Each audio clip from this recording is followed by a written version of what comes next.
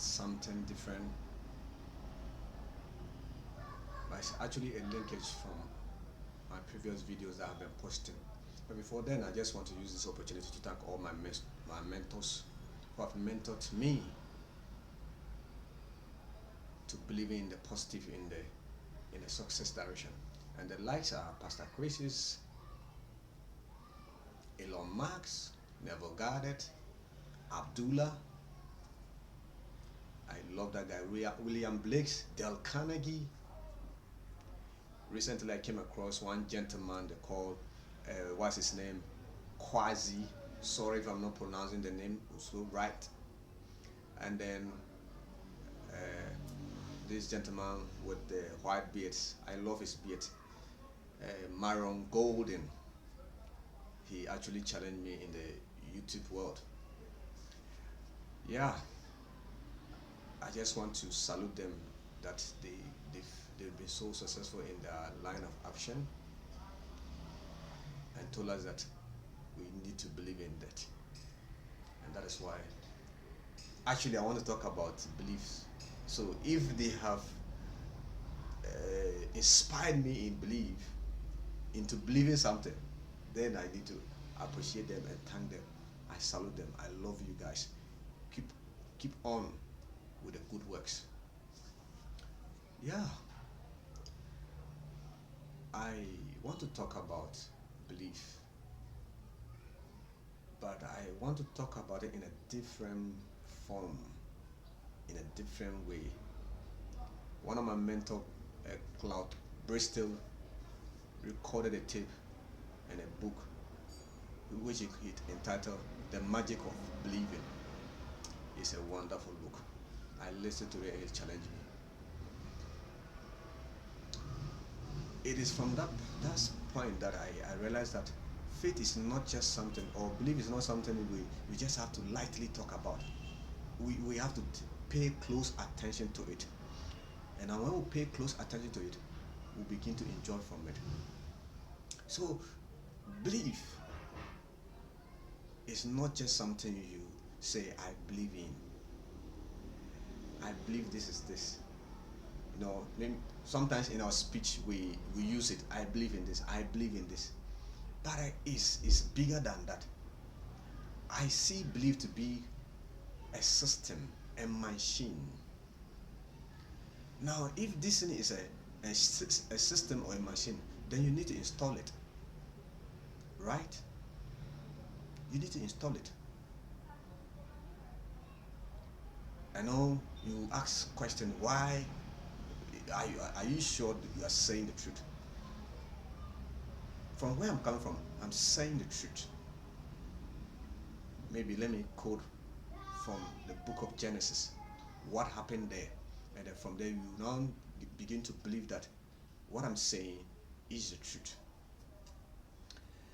If you read Genesis, part of the book says that the world was in a chaotic mass.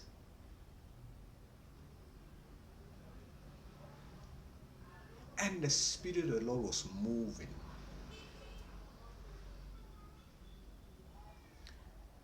The Spirit of the Lord that was moving, what was it doing? The Greek word was brooding. The brooding or the movement was to incubate something. They use the word bara, to incubate. What's the incubation for? Let's ask each other, what's the incubation for? So from there we can understand that something was going on. What was it going on? Something was going on. Something was trying to be installed. So God realized that, okay, this is what is operating. I don't want this. I want something different. So what does he need to do? He withdrew from the crowd. He withdrew from the noise. He withdrew from the chaotic mass and was incubating, was installing. So when he was installing, the Spirit of the Lord was moving. That was the process of the installation. So when the installation was okay, he said one remarkable thing. that anytime I speak that word, my life is always different. He said, let there be light. And there was light. So the proof that the installation was right, truly there was light. So from there, I believe that faith or belief is something you have to install. It is not something you have to have. Yeah, I have faith. I have belief. It is not that you install it, and it has its own nuances and all the technicalities you need to follow. And if you know how to install these things, I bet you can always switch from this place and go to this part, and you will still be the best. Your keyword will now be the best. So listen to this closely. You need these things. So the question you now ask me, how do I install these faith, these belief that you're talking about? Okay, before I move on, I need to clear myself about, I'm interchangeably using the word faith and belief together. If you read the Bible, Hebrew chapter 11 is talking about that faith is the substance of things hoped for, the evidence of things not seen. So if you pick the faith there and go to the Greek renditioning, the word for the faith there is talking about, it says pistos, is pistos, and pistos means belief. So that's why I'm interchangeably using the words belief and faith together. So actually they are the same. It depends how you use it, but they are the same. So the question you now ask again is that, how do I install these principles that you're talking about? I'm telling you, belief is one of the number one principle we all need to have. Belief is one of the laws of the universe. And if it's one of the laws, I think we need to look at it closely.